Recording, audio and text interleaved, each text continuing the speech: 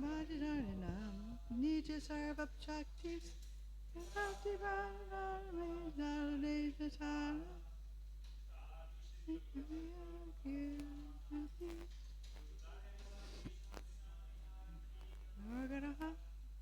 Sinara Pisani Chinal Sarana Pisana Amanira Caitanya Sarahari Nadanam Najanam Nasundarim Avitam Jagadish Kamare Namanandri Janmanishware Bhakti Jai Shri Bhai.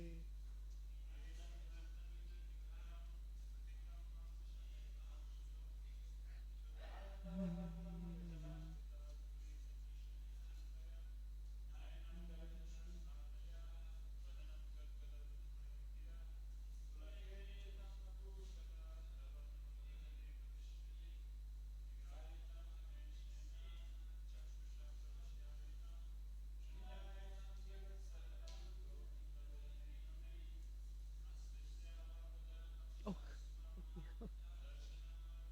Such a nice.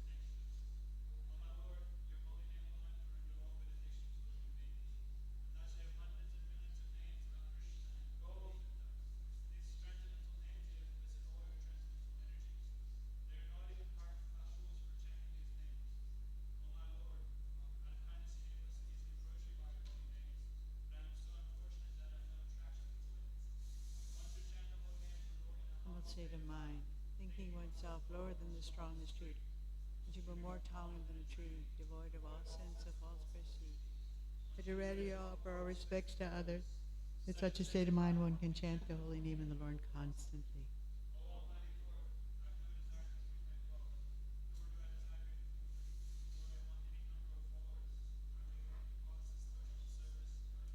I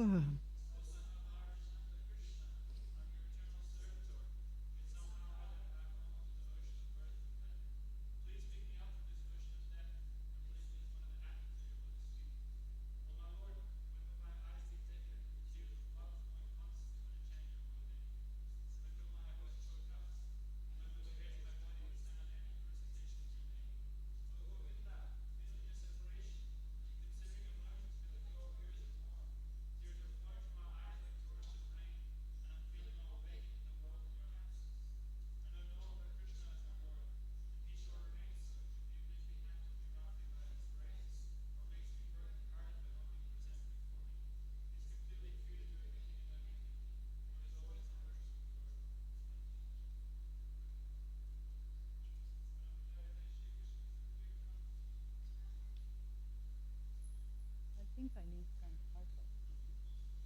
You have any? Any kind. I can clap my hands too. Can do that. Thank you.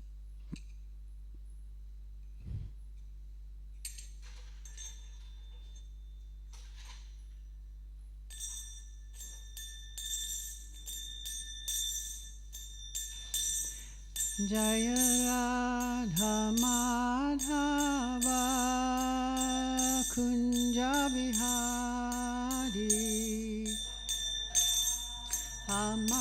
Madhava Kunja Bihari Gopi Jana Balaba Girivaradhari Nabalava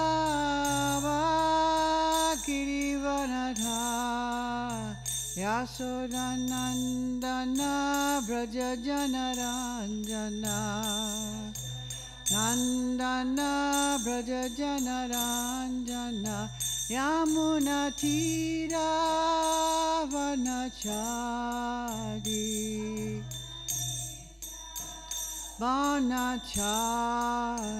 Jaya Radha Madhava Kunja Bihari Radha Madhava Kunja Bihari Gopi Jana Ballabha Girivaradhari Gopi Jana Ballabha Girivaradhari Yasodhanandana Braja Janaranjana Nandana Braja Janaranjana Yamuna Tira Banachari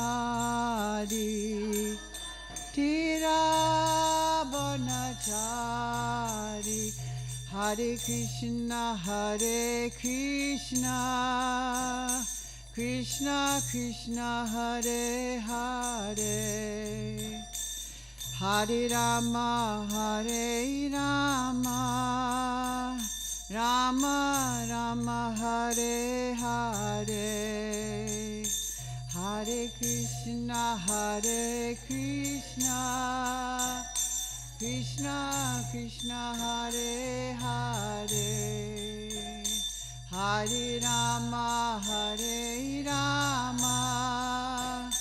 Rama Rama Hare Hare Hare Krishna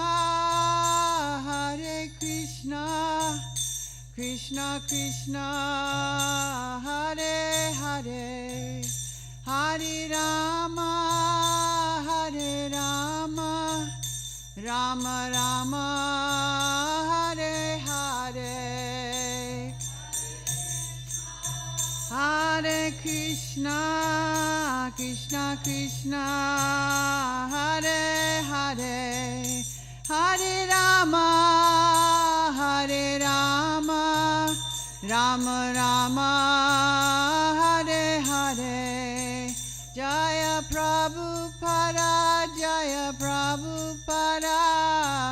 Prabhupada Srila Prabhupada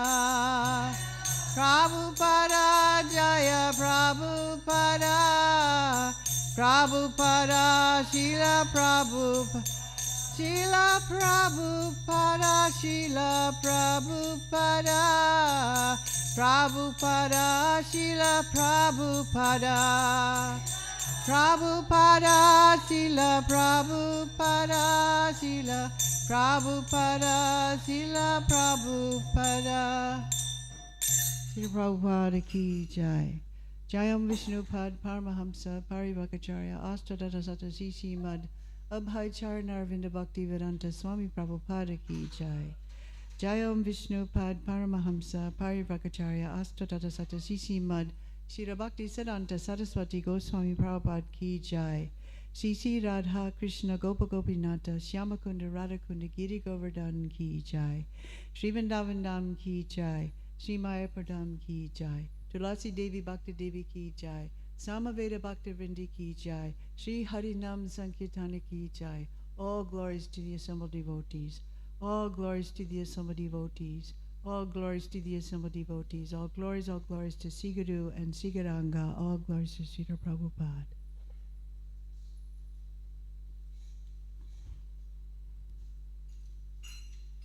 Omangena Timirandasya Ginajana Salakaya Chakshur Umilitam Yena Tasmai Sigurave Namaha.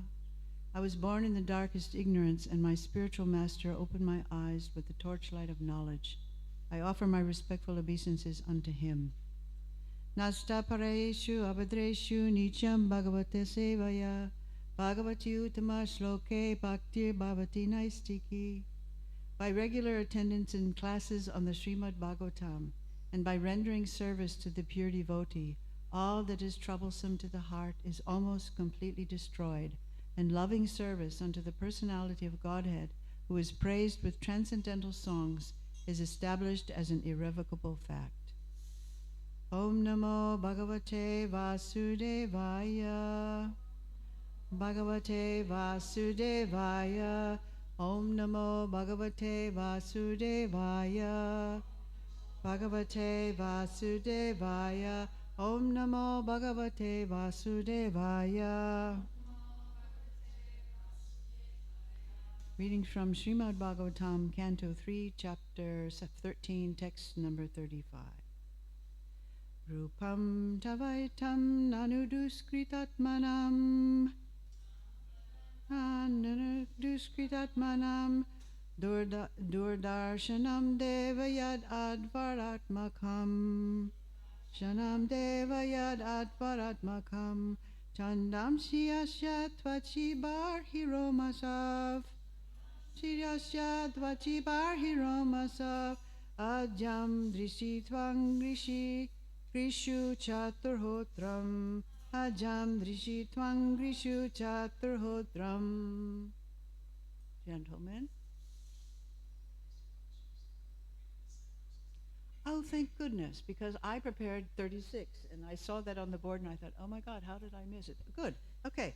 Great. That's great. I thought, God, I thought we did. All right, good. Let's go back and do that one. I love it. Yeah, it's great. So let's go to 36. Shraktunda asit shruva ishanasayor. Tasit shruva ishanasayor. Ido dare chamasakar narandre. Prasitramasye grasane grahastute. Yatscharvanam te bhagavan agnihotram. Now. Shatundrasi Shruvaiishanasayor. Ido dare chamasakar narandre. Prasitramasye grasane rakastute. Yatscharvanam te bhagavan agnihotram. Shaktunda asitrava ishanasayor. Ido dare chamasakar narandre. Prasitramasye grasane grahastute. Yatscharvanam te bhagavan agnihotram. Just, it would be really good before we leave here today to get those on the chart properly so that the next guy doesn't do the wrong verse. I panicked when I came in. Strak, the plate for sacrifice. Tunde, on the tongue. Ashit, there is. Shruvaha, another plate for sacrifice. Isha, O Lord. Nashayo, of the nostrils. Ida, the plate for eating. Udare, in the belly. Chamasa, another plate for sacrifices. Karnarandre, in the holes of the ears. Prasitram, the plate called the Brahma plate. Asye, in the mouth. Grasane, in the throat. Graha, the plates known as soma plates. To, but. Te, your. Yat, that which. Charvanam, chewing. Te, your. Bhagavan, O my Lord. Agnihotram, is your eating through your sacrificial fire. Translation. O Lord, your tongue is a plate of sacrifice. Your nostril is another plate of sacrifice. In your belly is the eating plate of sacrifice, and another plate of sacrifice is the holes of your ears. In your mouth is the Brahma plate of sacrifice. Your throat is the plate of sacrifice known as Soma. And whatever you chew is known as Agnihotra. Please repeat. O Lord, your tongue is a plate of sacrifice. Your nostril is another plate of sacrifice. In your belly is the eating plate of sacrifice. And another plate of sacrifice is the holes of your ears. In your mouth is the Brahma plate of sacrifice. Your throat is the plate of sacrifice known as Soma. And whatever you chew is known as Agnihotra. Purport by A.C. Bhaktivedanta Swami Prabhupada. The Vedavadis say that there is nothing more than the Vedas and the performance of sacrifice mentioned in the Vedas. They have recently made a rule in their group to formally observe daily sacrifice. They simply ignite a small fire and offer something whimsically, but they do not strictly follow the sacrificial rules and regulations mentioned in the Vedas. It is understood that by regulation there are different plates of sacrifice required, such as Shrak, Shruva, Barhis, Chaturhotra, Idha, Chamasa, Prasitra, Graha, and Agnihotra. One cannot achieve the results of sacrifice unless one observes the strict regulations. In this age, there is practically no facility for performing sacrifices in strict discipline. And therefore, in this age of Kali, there is a stricture regarding such sacrifices. It is explicitly It is explicitly directed that one should perform Sankirtan Yagya to please the Lord's incarnation as Sri Caitanya Mahaprabhu. This should be rigidly followed in order to achieve the result of Yagya performance. Nama Om Vishnupadaya Krishna Prasaya Bhutale Srimate Bhaktivedanta Swaminiti Namine Namaste Saraswati Devi Gauravani Pachadine Nirvishesha Shunyavadi Paskachadish Tadine. Really? I'm on the Veda base, yeah. What is different? Yeah, I just copied it and pasted it from the Veda base. Well, you read what's missing. I'm hoping that I could read whatever's missing.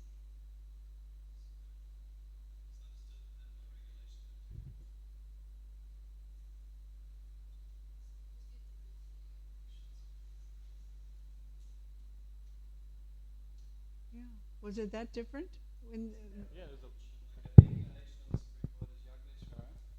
Unless one has respect for the incarnation of the Lord, he cannot perfectly perform sacrifice. Yeah. In other words, taking shelter of the Lord and rendering service unto him is the factual performance of all sacrifices.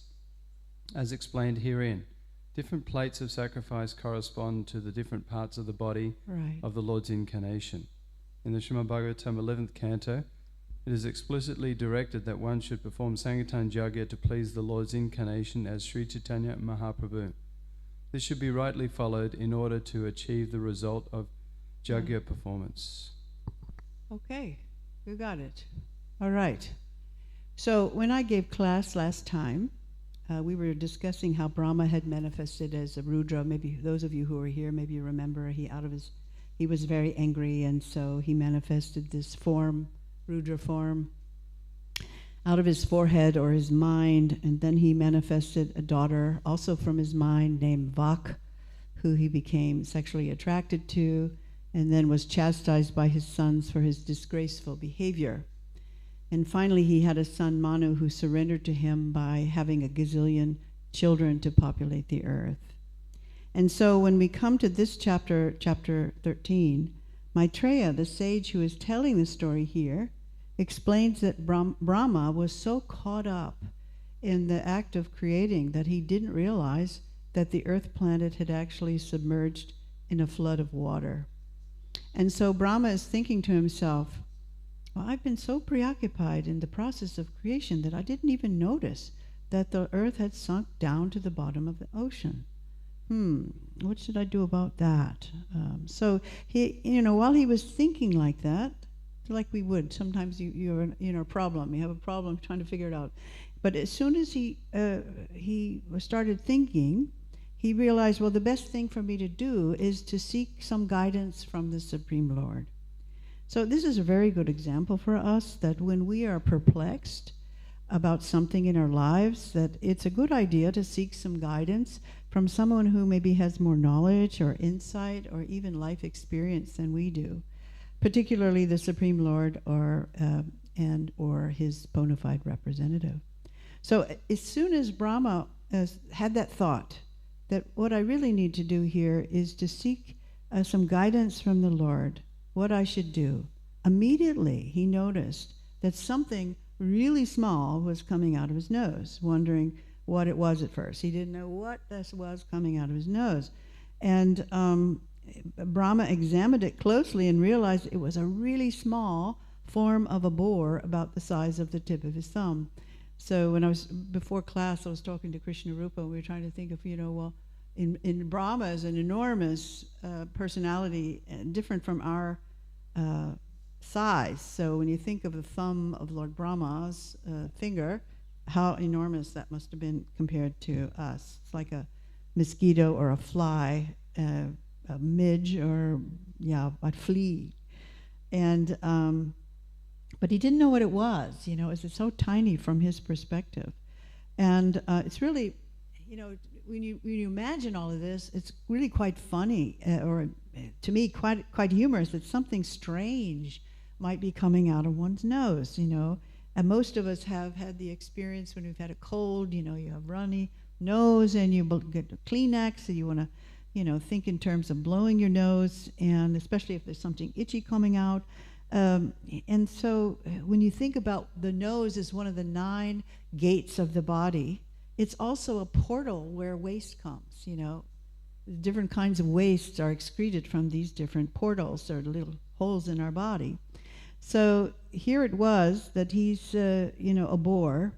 He's coming in a pig body, and pigs by nature, they thrive in places of waste or stool. So in this pastime, Lord Boar, or Lord Raha, he appears in this kind of disguise.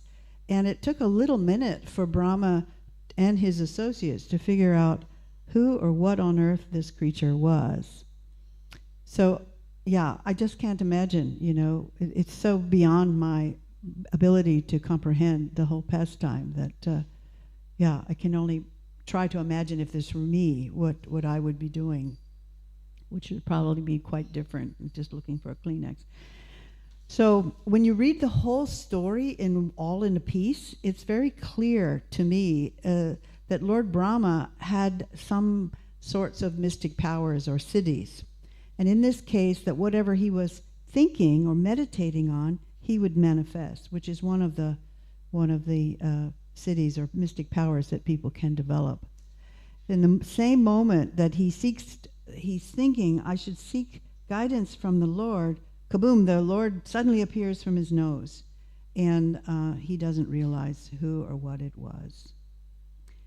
So we might be able to resonate with Brahma's experience here, that when we imagine the Supreme Lord of creation, we have something royally specific in our mind. There's so many pictures of Krishna with beautiful garlands and beautiful places, with cows and flowers and trees, quite like New Govardhana, actually. It's quite a beautiful place. But we're thinking, Krishna is always appearing with his paraphernalia and his entourage and stuff. So it's the last thing you would expect, that Krishna is coming in the disguise of a boar or a fish, like Matsya Avatar. He comes in the form of a fish. Who would think, God is appearing as a fish, or Kurma as a turtle?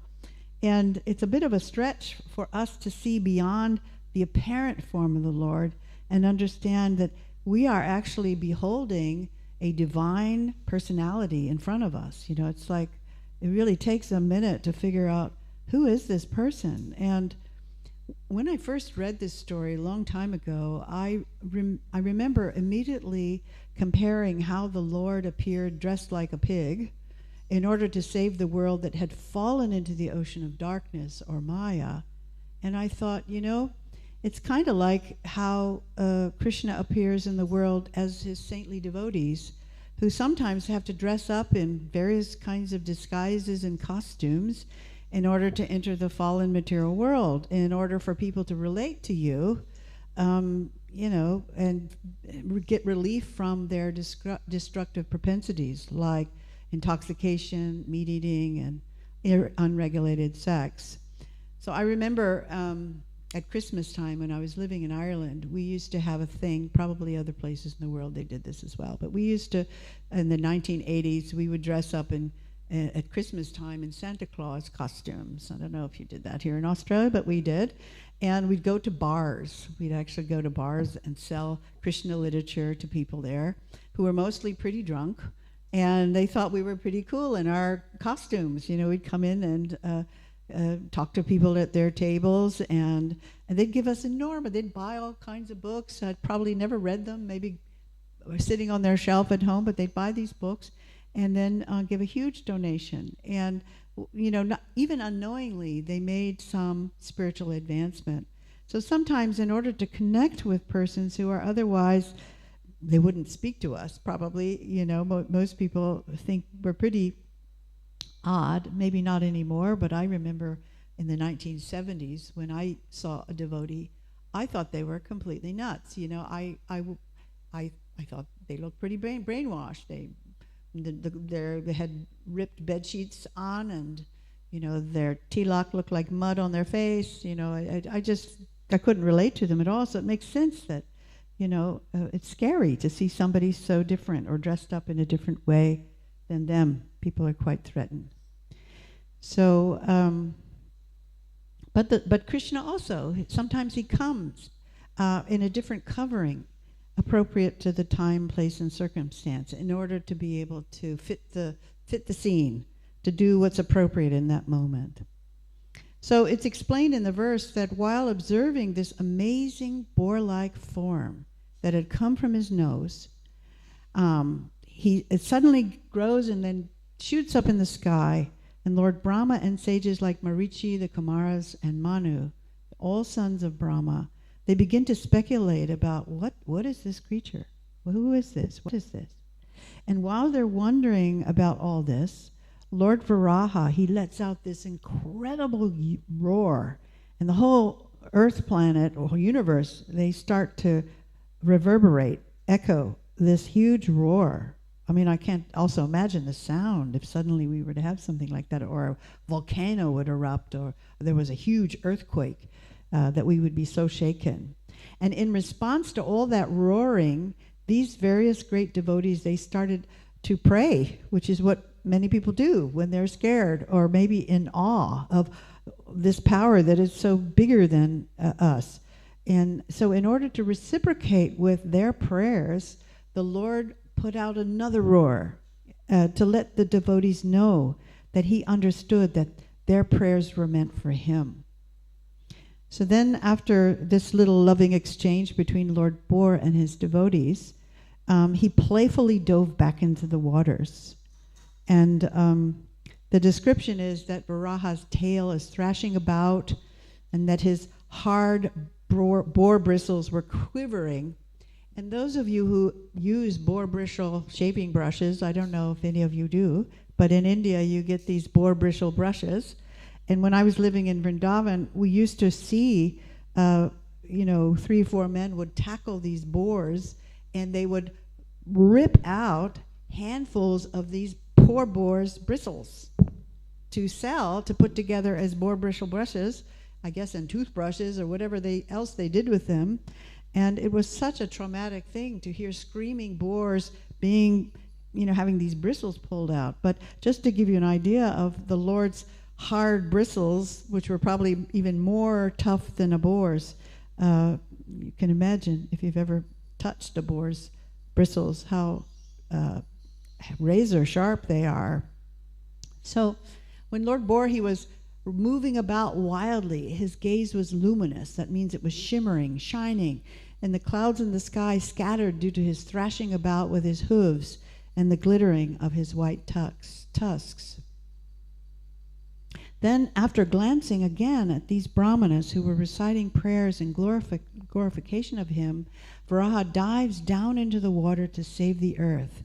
And as he dives into the water, the personified ocean cries out, "Please don't cut me in two," because the impact of Varaha's large, heavy body was so great that it parted the entire waters in two, kind of like the parting of the Red Sea when the Israelites were being chased by the Egyptians, if you know that story in the Bible. You know, the whole ocean just opens up and you have a dry pathway going through. So when the Lord saw the earth planet lying on the bottom of the ocean, he personally lifted it out of the water using his tusks. So if you can imagine like a forklift, we have these machines that have these two tusk-like things, and they can lift all kinds of heavy equipment. And also elephants, we see that in India also. They take their tusks and they will pick up logs or tree trunks and haul them somewhere. They're kind of like the animal forklift. And it's described that the Lord was so angry that his countenance glowed like a disc of fire. And in that angry mood, he killed Hiranyaksha after fighting with him for a while. And as the result of this fighting, the Lord's face and tongue become bloody, and then his body takes on a bluish color. Now, up until this time, Brahma and his devotee friends, his sons, the sages, the Brahmins, they weren't quite sure who this personality was. But when his body started to show a bluish color, they recognized that they were now in the presence of the Supreme Personality of Godhead, face to face. And so they become stunned, or they become, immediately stunned, and they fall down and offer their respectful obeisances to him. They become so overwhelmed with awe and also love at this moment. And, as we read the Bhagavatam, we see there are many various personalities who have this similar experience. When they come face to face with the Supreme Lord in the moment, they become so overwhelmed that they become stunned, and it's almost a traumatic experience. They fall to the ground and spontaneously start offering their respects by reciting prayers. It's involuntary. It's not that they have time to think about it. It's just they fall down, and they are like, the only appropriate thing to do at that moment is to start offering prayers. We have this nice story of Dhruva Maharaj when he was 5 years old. He leaves home. He was living in a palace, and his father, who was a king, kind of insulted him by not allowing him to sit on his lap. And he had a second wife who was quite envious of his Dhruva's mother. And so he became very angry and went to his mother, who advised him to take shelter of the Supreme Lord as a way to soothe his heart.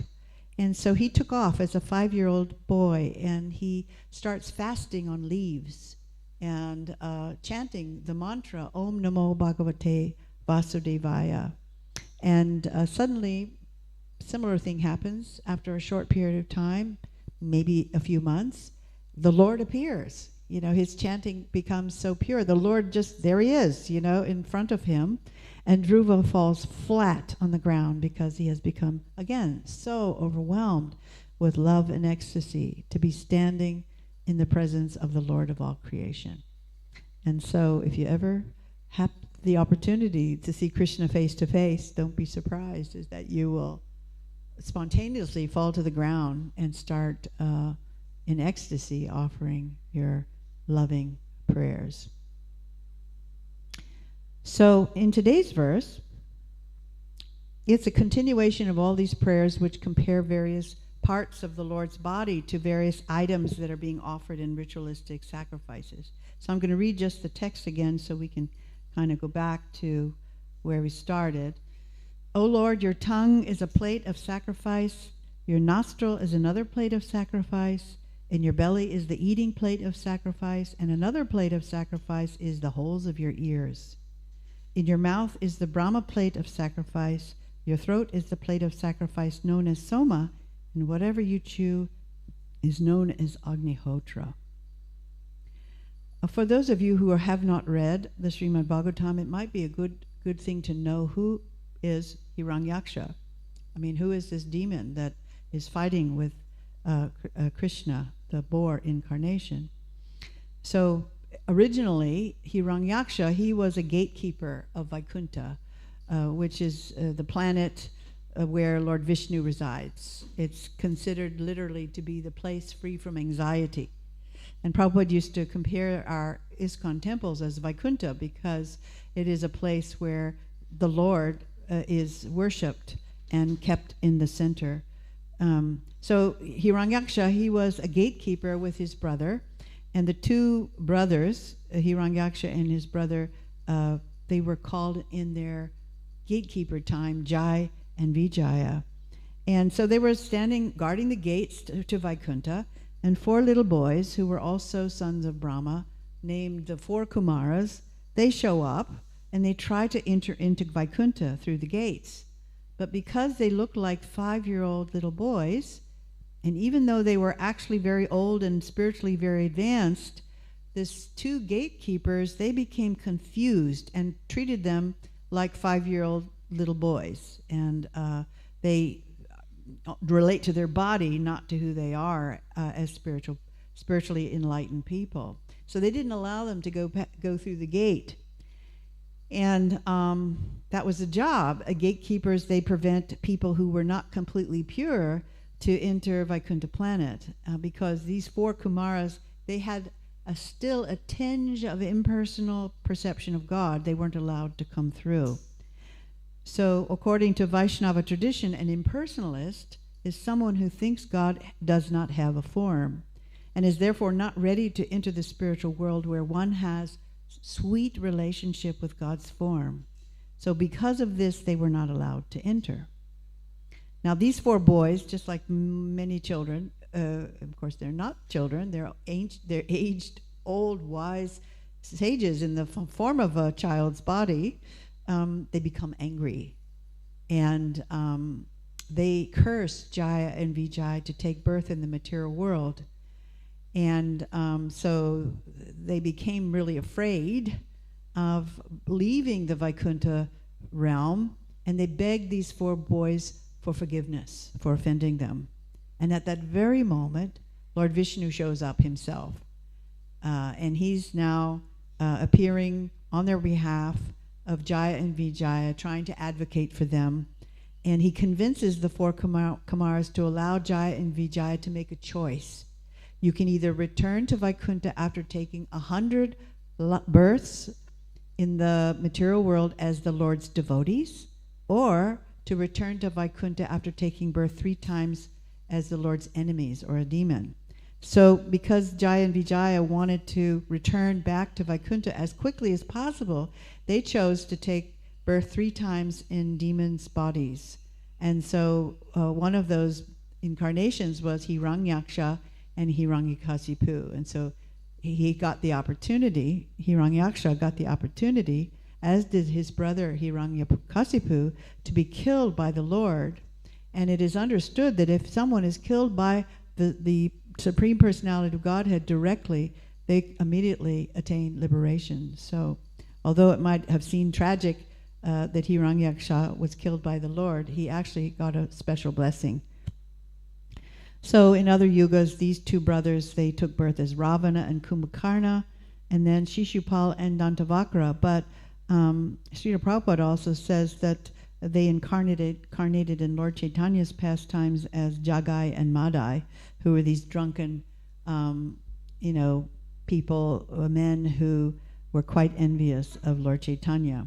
So if you happen to be around next Thursday on the 22nd, there will be a little play put on by some of the Gurukul children, and probably some adults too, out here by the Kadamba tree, called Two Brothers and a Rooster.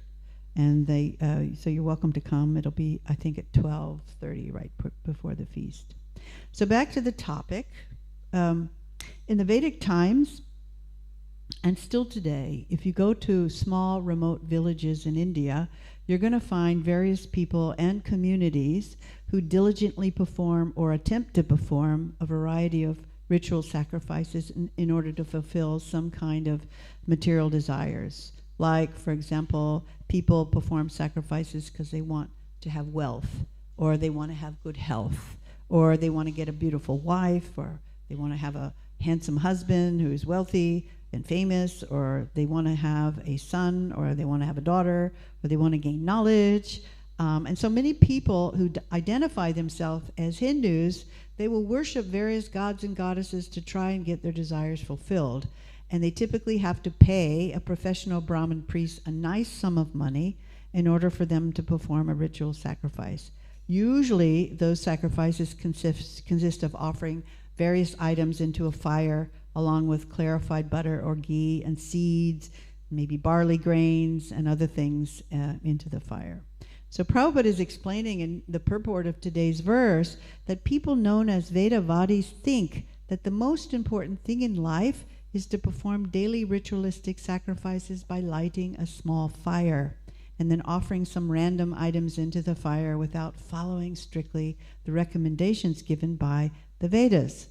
But Prabhupada says without following strictly all the rules and regulations outlined in the Vedas, these ritual sacrifices actually have no real result. You're just fooling yourself.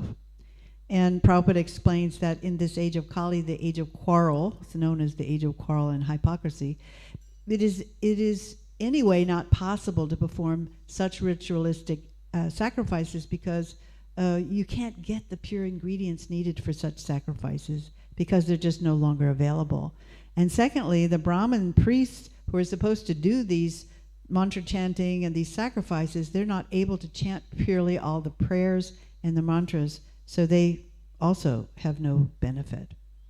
And therefore, Lord Caitanya, he incarnated 500 years ago, and he's considered to be the hidden incarnation because he appeared in the form of a pure devotee of himself. So he was kind of hidden. A lot of people just thought him, kind of a saintly person or a prophet of some kind, or just an ordinary scholar. But he started a Hindu reform movement that advocated that people should just give up all kinds of ritualistic Vedic sacrifices and just chant the holy name of the Lord in congregation, not just by yourself, but the power comes from chanting congregationally. And this is the main practice that we have in the Hare Krishna movement. It's just, you saw us at the Sunday feast, people sitting together and just chanting together and singing together. That's such a major part of what our life is about, is worshiping the incarnation of God's name by vibrating or singing his holy names. Technically, what the Hare Krishna movement is called is the Brahma Madhva Gaudiya Vaishnava Sampradaya. And Srila Prabhupada explains this. Lord Brahma, whose nose Lord Varaha came from, is the guru of Narada Muni, who is the guru of Vyasadeva, and Vyasadeva is the guru of Madhvacharya. And therefore the Gaudiya Madhva Sampradaya, or the Hare Krishna movement, is the disciplic succession or lineage coming down from Narada Muni. The members of this disciplic succession should follow in the footsteps of Narada Muni by chanting the transcendental vibration Hare Krishna, Krishna Krishna, Hare Hare, Hare Rama, Rama Rama, Hare Hare. And also, like Narada Muni, they should go everywhere to deliver fallen souls by vibrating the Hare Krishna mantra and sharing the instructions of Bhagavad Gita and Srimad Bhagavatam and Caitanya Caritamrita with others. And that's basically what we're doing here, even in Krishna Village or when we go out in our restaurants. We're trying to give people an opportunity or find those people who are really ready to take up this process of Krishna consciousness. Not everybody's ready, but if they even get a little spoonful of food that's been offered to Krishna, or they've heard the sound of the Lord's holy name, even if they're in a grass body, they're a piece of grass, they get such an incredible opportunity to, kind of take birth in a human body, in an opportunity to make spiritual progress. So actually what we're trying to do when we think in terms of chanting 24 hours, and that Prabhupada explains that we should be, our goal is to chant 24/7. And so he created this movement so that we could all be engaged in some activities that glorify or propagate the holy name.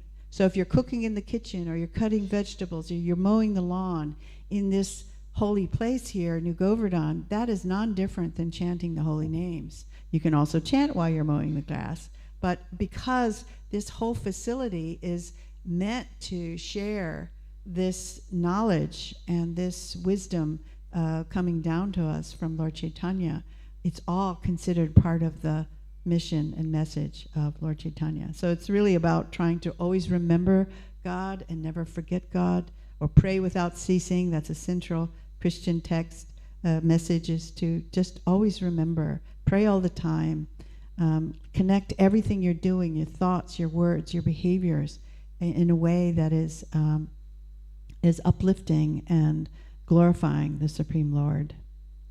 So Prabhupada goes on to explain how, there's so many different kinds of yoga practices and sacrifices that people can do, more modern sacrifices that people do. Particularly in India, you'll have wealthy communities or wealthy individuals who will build hospitals, or they'll build tons of temples all over so people can take darshan, or they'll build old age homes, or various charities to feed people.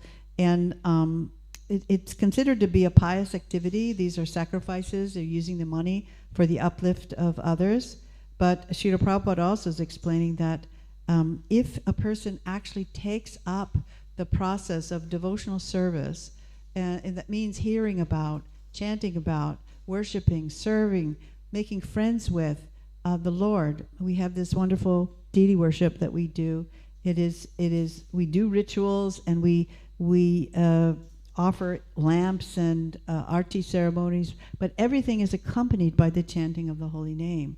And therefore it's distinctly different than just doing Vedic rituals. It's really, really different. And Prabhupada's explaining that if a person actually connects with the Lord who's in their heart, in the heart of all others, through this process of bhakti yoga, their destination is guaranteed, and they transcend all other types of material sacrifices. So I'm going to stop here. Thank you very much, and I wonder if there's any reflections or comments or questions. Not sure I can answer them all, but any thoughts as you heard all that stuff? Yeah. Oh, Krishna Rupa. Don't ask me that question. So what have you got? I was actually, thank you so much for the class, Rupa. But I was, when you were talking about the going in disguises in the Santa Claus suits, Yeah. I remember it was the first time I'd been out of India for many, many years, and we had a Sankirtan party from Mayapur. We went to New York to collect for Mayapur. It was myself and Madri and Haristanu. And we had to wear it during the Christmas period. We wore Santa suits. Mm-hmm. And it was only the second time I'd ever seen snow. So we were out in the snow in our Santa suits. And I forget the name of the American paper. Maybe it was the New York Times or something, I don't know. But they had a full-page front cover, full-page spread there on the front cover about how to identify the Moonies or the Hare Krishnas. So the Moonies dressed up as Santa Claus wore this particular kind of belt. We must have hired them from different costume hires, and the Hare Krishnas wore another kind of belt. So there's a whole thing about how to identify which religion was collecting funds. Yeah. But yeah, it was very entertaining with the full beard and everything. Yeah, that's true. It's true. But you have to do what you have to do. You know, if you're threatening to people, like when I wear a sari and I go home, when I first was a devotee, my mother was very intimidated by the fact that I wore different clothes. You know, some people are very threatened by difference. And when I would work, I was a teacher for a while, and I would bring a lunch box, and people would look and see what is in your lunch box, you know, and it would be, oh, there's no meat in there. What is the matter with you? I mean, they were very intimidated by the fact that I ate differently as well. So it's so important to create safety in relationship, you know, with people who, they don't know who you are. You look strange. Why are you dressing strange? Bald head, that's pretty unusual, but not so much nowadays with skinheads. That's kind of a popular thing, I think. But yeah, you do what you have to do, and Krishna also comes when it's appropriate in different body forms. Yeah. Any other thoughts? Yeah. You were mentioning how in the early days of the movement, you know, people thought we were crazy, you know, wearing bed sheets and shaved heads, and people seem to be more accepting of the way we dress these days, and in general society it seems there's a lot less dress code amongst the general people than there used to be. Like, you know, people wearing they spend $100 on jeans with these big holes in them, and you know, women walking around in certain towns with, you know, just a bra on, or just, you know, just a G-string or shorts below a miniskirt. So maybe, I don't know, I'm just thinking, is that part of Krishna's arrangement, that people are, you know, getting disgusted with, you know, the more sort of sober people, they're getting disgusted with the way common people are dressing out there, and so they see us as more sort of civilized because we're... Yeah, maybe. I think it has a lot to do with our food distribution and even the books. People starting to understand what we do. If you read our textbooks, they're pretty serious books, you know, and anybody who's really searching for true knowledge, they can recognize, just like we recognize, that this is sort of the real thing. They look weird. The people look, what, do you have to look that weird to be a Hare Krishna? No, not really. Prabhupada didn't say we had to look weird to be a Hare Krishna. You can wear anything you like, but maybe not what you described there. But I think just, you know, anything that's new, I think that's part of human nature, to resist change. I just think that it's groupthink. If you study behavioral sciences, you'll see the psychology of a group is that if somebody new comes in and they look different, or, you know, they have a different view, you know, the community or the group is threatened by that, you know, and so it's a question of accommodating and getting used to. And I think now they're kind of used to us. By 50 years, they see we haven't burned down anything, you know, we haven't killed anybody deliberately, you know, and that kind of thing. Although we've had our own scandals, like every movement, you know, we have to swallow those and own up to them. But I think that there's enough people who recognize some integrity and at least serious desire to try and be spiritual people. We fall short most of the time, but at least we're trying. That's a start. Yeah.